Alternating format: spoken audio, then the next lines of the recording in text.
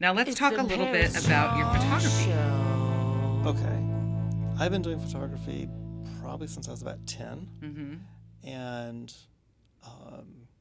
had a darkroom in the basement of I love my this. parents' house, and designed worked with my dad to basically design it in a cabinet that all kind of folded up on itself. It was really very, very cool to keep the dust out. That is Um, cool. So your dad, and s- it's so funny. Crescenzo was just saying he built a dark room in his parents' house when he was 5 or 6, oh and that wow. it was his father. His father. So it's important how fathers help their sons Oh too. I yeah. know. I'm trying to be that mom and dad for my son Yeah, because he would exactly. have already probably been in a dark room. Yeah. So you made a dark room with your So I made father. a darkroom and did a lot of photography and shot for the high school paper. Yeah, And you still are, I think. yeah, Yeah. and when I went to UCLA, I ended up shooting for all the independent papers, not the Daily Bruin, but the women's paper, the Jewish paper, the gay paper. I did all their Oh, that's photography. cool. I Yeah, didn't know that. yeah. And then after I graduated UCLA in economics, my love was still photography. So I went back to school at Art Center to do photography. Wow. And and when I was applying to the program, I said to the admissions person or the teacher that was there, I have metol poisoning, which is basically a skin reaction to one of the main components Oh, of black and white developers. This is back in wet, development.